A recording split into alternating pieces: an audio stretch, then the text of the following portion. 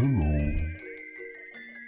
Today we are looking at another faction content mod, the Legacy of Arkgneisis. Yes, this mod currently comes with one faction called the Anarchist Reparations Society. This one's pretty interesting because this faction was created long time ago by anti-war protesters, dating back to the days when the mankind was at its best conquesting the rest of the galaxy. But now, yeah, they changed. You can find there the most genius people the StarSector can offer. They became basically pirates and they shouldn't be messed with. Ships. This mod is part of the mods where the mobility comes before survivability. Expect relatively fast and agile ships, but yeah, they die pretty fast. And the shields are not to be bragged about. Yeah, they're pretty crap. Alright, I spent quite the time playing with these ships. Let's begin with the only capital ship of this faction. It is the... Alistair, maybe? What is with this ship? Okay, so it has 2 large slots, 3 mediums, bunch of small ones, and 2 fighter bays. One thing to notice, it has 1350 flux dissipation. Let's go against Onslaught. It has 1 special weapon and the front shoots these high explosive missile seeking rounds. Also, I try to use as many of the weapons from the faction, hence these 2 large weapons. The special ability of this ship is you spawn these electric pulses, and if it explodes, it fries the systems. A lot of EMP damage, but it's pretty hard, I guess. This ship is not survivable at all. That's why you have to have long-range weapons or you have no chance. If I get close to the onslaught, we will get destroyed. And as you can see, the armor is super squishy. Maybe we will get it explode? No, it didn't. Nope.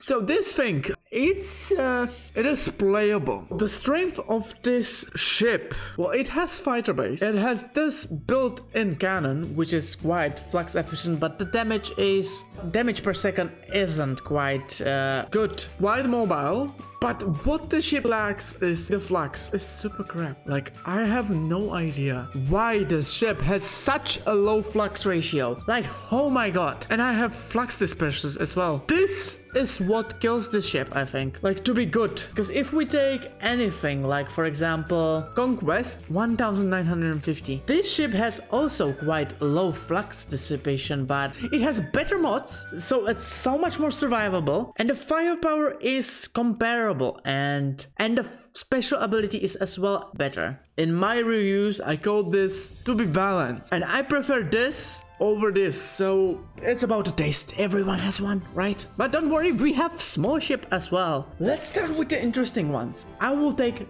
this, the most crazy freighter I ever saw. This ship has 2 fighter bays. It costs 12 points to deploy. It is basically a carrier and freighter, and the broken part about the ship is it just destroys same tier ships. They just have no chance. Yeah, like nope. And as you can see, it has 600 cargo capacity and 8 burn speed, so it's pretty great. The only thing holding this thing back just a bit, it's 12 supplies per month, but if you use this ship as a freighter and a carrier, you should be good to go. Also, you have to accept the risk that it will die with your cargo space, but beggars can be choosers, right? Then we have another 12-point carrier, but this is not a freighter, and it is a carrier, so, you know, what do you expect? Also, it has this special ability, these mines, and oh my god, super fun. They're not that strong, but yo, you know what, why not? Well, it's done finally, but to be honest, and the firepower is decent as well. What can I say? It's a 12-point carrier. These things are, yeah, OP. Next on the list from the interesting ships is this sticky thingy, yes. You get slower turrets, but they have 40% expanded range. This is my jam. It costs 9 points to deploy. The special ability of this thing is this flag curtain. I don't think it works. It doesn't have anything written to it. So yeah, it's interesting. And we have to keep distance. It's really good because of the range. So if you use the range, you're good to go. Why are you running? Dude, come on, that's bloody lame. Like, come on, where are you going? Okay. You get the gist of it. This one is pretty decent. It has okay-ish firepower, and it has 2 fighter bays. And it also comes with a special built-in weapon. Pretty decent, huge range, and flux efficient. If you think about it, this is a small version of the big capital ship. Engage! The survivability, as always, is pretty... yeah, I cannot show you only the best battles. This is a good ship, and it's quite survivable. This has 1000 armor. This thing has 1200. This is overall a better ship. Let's go with this. 27 points to deploy. This isn't really a fair fight, but let's see what can we do. Yep, oops, my bad. Oh my god. How long? And the last one I have to show for you is this 20-point cruiser. It doesn't have many weapons, but the interesting part is the special ability. It increases the fire rate and the damage of energy weapons. It's pretty intense. Fuck, I cannot. I have to find out though if I am crazy. This is a Psyship. It should have the same promises. Fast, maneuverable, not survivable, but it has the firepower. Let's see if I can play with this ship better. 15 points to deploy. Let's go against Eagle 22. It's pretty fast. Stop running. Fast flux vent. Yup. Don't stop running. At least we are mobile. With the other ships we could not catch up. Fast flux vent. Alright. Let's see what can we do against Dominator this time. So we are still mobile enough. Like, this is what should be mobile. We can dodge the big guns. Let's flux as well. We're going close quarters against Dominator. Special ability. Flux fast. Yep. Do you see what I mean? Oh no. Dodge it. Oh! Alright, we got him. And now I will play with this ship. The difference is this ship costs 15 points to deploy. This one costs 27. It's slower, the first thing. And I will really try to play smart, not like a retard like the last time. Okay. The problem is a bit that this ship is not that mobile. I should not be struggling that much. So we are faster? No, we cannot. It's not possible to flank him. No, cannot dodge him. Oh no. Oh, this will take some time. Alright, we can kill him if we play super careful, but it will take a long time. Warning, prepare to get offended.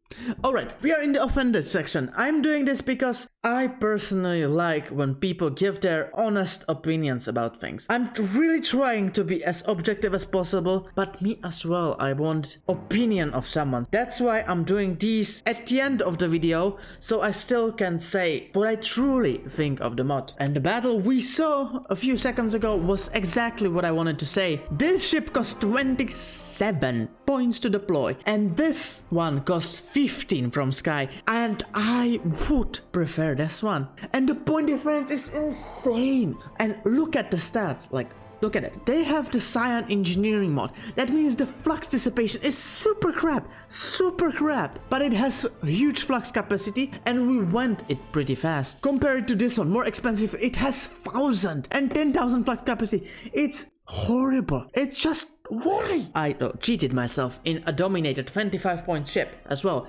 It has as well bad flux dissipation, but there's a catch. So this ship cannot sustain the fire and isn't that mobile. This is more mobile. It just doesn't do the things properly. It doesn't have enough flux dissipation to support the guns. It doesn't have flux capacity.